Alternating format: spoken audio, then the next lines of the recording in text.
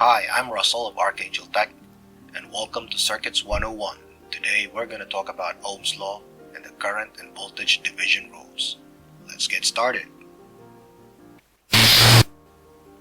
First off, let's lay some groundwork with Ohm's Law. In simple terms, Ohm's Law tells us that on the assumption that the resistance is constant, then the current will rise as the voltage increases. This very basic idea is embodied in the equation V equals I times R, or the voltage is equal to current times the resistance. This equation is one that we will be using throughout the series, so let me repeat that. Voltage equals current times resistance. The second part of Ohm's law concerns the relationship of the current to the resistance. Simply put, assuming a constant voltage, then current will rise as the resistance decreases. With Ohm's law in mind, let's move on to the next topic, the voltage division rule. To begin with, let's bring in a simple circuit. We have our voltage V from a battery, which is the voltage across our single resistance R sub T, and our total current flows through our single resistance. Now by Ohm's law, our voltage V is equal to the total current times the total resistance. But what if we had two resistances? Our total current would still be the same, even though it goes through two resistances. On the other hand, our voltage V now has to go through two resistances, and so is divided into what is called voltage drops across each resistance. We label the voltage drop across the resistance R1 as VR1, and for R2 as VR2. To calculate the voltage drop across each resistance, we apply Ohm's law. So for the voltage drop across R1, we multiply the total current and the value of R1 to get VR1, and for VR2, we multiply the total current with the value of R2, and the sum of the voltage drop across each resistor is equal to the applied voltage V. Let's do an example to illustrate. In our example, we have V equals 60 volts, and we have R1 equals 5 ohms and R2 equals 10 ohms. We are required to calculate the voltage drop across R1 and R2. Putting up a diagram, we have R1 and R2 in series, and we can see that our total current flows through both resistances. Now to solve for the voltage drop across each resistor, we need to solve for the total current first. Applying Ohm's law and substituting known values, we get 60 volts equals the total current times the sum of our resistances, that is 5 plus 10. Isolating our unknown on the left and resolving, we get a total current equal to 4 amps. From here, we can now solve for the voltage drop across R1. So VR1 is equal to the total current times the resistance R1. Substituting values, VR1 is equal to 20 volts. VR2 is equal to the total current times R2, or 40 volts.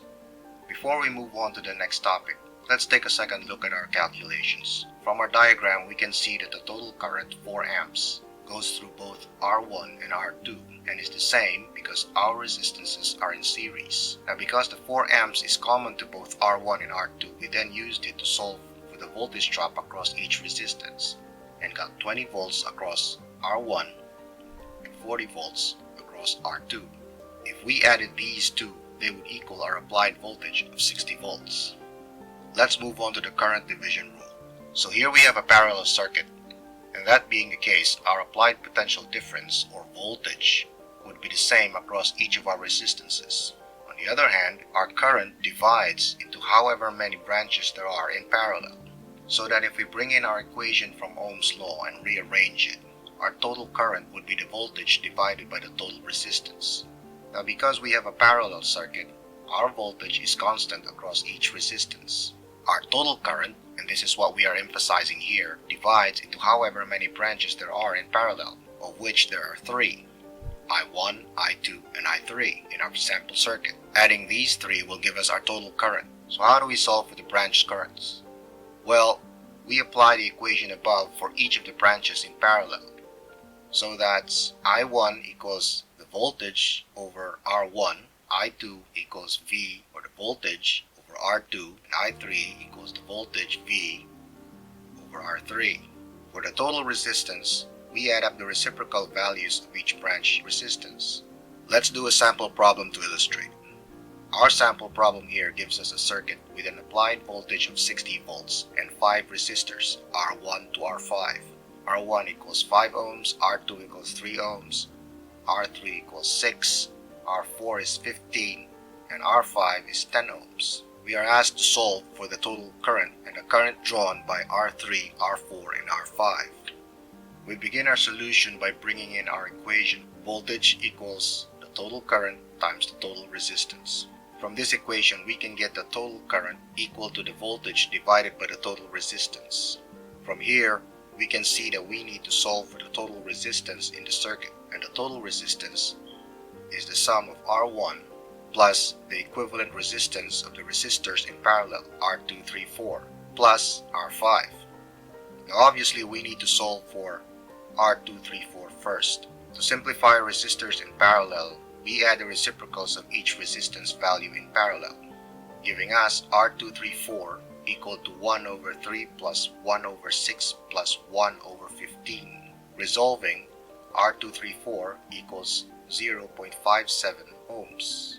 Substituting into our equation for the total resistance, R total is equal to 5 plus 0.57 plus 10, giving us a total resistance of 10.57 ohms. With the total resistance in hand, we can solve for the total current. So substituting values into our equation 1, total current equals to 60, the value of our voltage over 10.57 ohms, our total resistance, for a total current of 5.676 amperes. Next, we need to solve for the voltage drop across our equivalent resistance. Let's call it V234.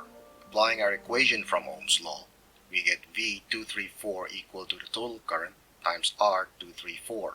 Remember, we are solving for the voltage drop across our equivalent resistance. That's why we're using R234. Substituting known values, we get V234 equal to 3.235 volts. Now that we have the voltage drop across R234, we can solve for the current going through each resistor in parallel. So I2 equals V234 over R2 is equal to 1.08 amps.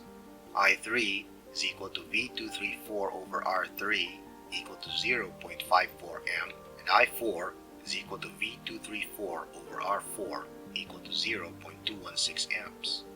If you have any thoughts on the topics discussed or have a suggestion on how best I can improve future videos, please leave a comment below. I'd love to hear from you. And as always, thanks for watching and subscribe.